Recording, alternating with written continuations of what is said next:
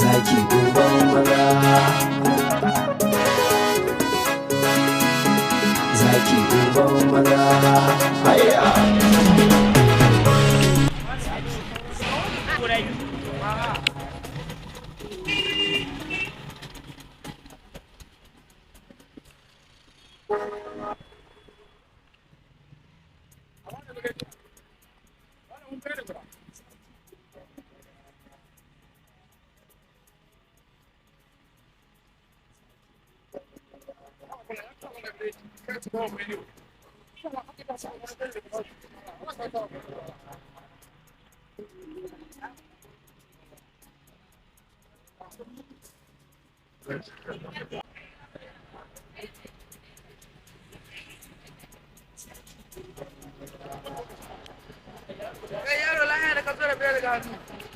Mama ta ce a canza mata biredin kamar yadda ta kaso.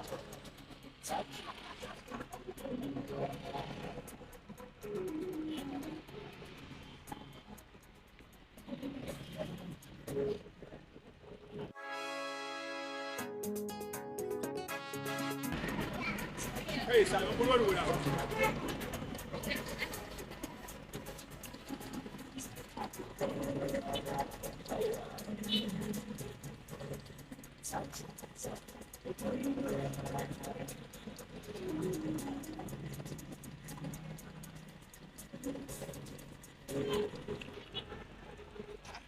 Kai da nace ka sami burodi, za ka sami irin wanga burodi haka.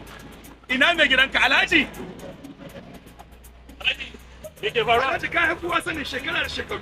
Ina sayan burodin ga, wurin ga, a san kowane irin burodi ne kasu. A wani irin burodi ya sa wata? Wanda burodi ya sa ya haƙuri don Allah yaron ba ko ne. Don kwanan shi da su a wurin da. Ya haƙuri, ya haƙuri, ya haƙuri Alhaji, bari in canza ma burodi. In ka gan shi ya zo, burodin mainiyo ake sami.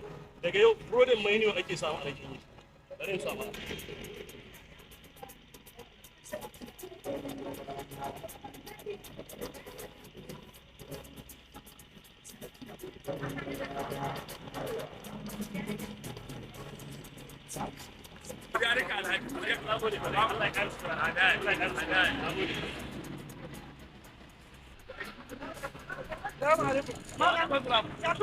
Wallahi yaro na da tona samu a shekwa da uku da aza shi nan wurin burodi.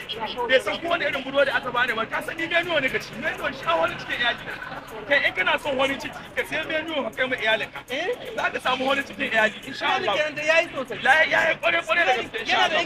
Yana da inganci sosai insha Allah. Allah ya ta. Dama ina so in buɗa ma yaro na. Wuri biredi. Wallahi na ajiri sosai. Ai mazaunin su yana nan Mabera Jelani. Da masallacin sarkin bakin Mabera Sokoto. Tabbas biredin mainiyo farin cikin iyali ne. Ina iyaye maza da mata ku garzayo domin siya ma iyalinku biredin mainiyo. Biredin mainiyo yana ɗauki da sinadarai daban-daban da ke gina jikin yara da manya. Bugu da ƙari, biredin mainiyo ga taushi, ga dadi, ga su da ƙwararrun ma'aikata gogaggi da suka samu horo na musamman kamin fara aikin. Domin neman ƙarin bayani kuna iya tuntuɓar su ta nambobin waya kamar haka.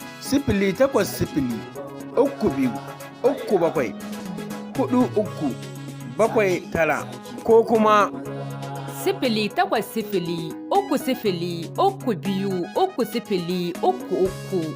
Biredin mainiyo farin cikin iyali ne.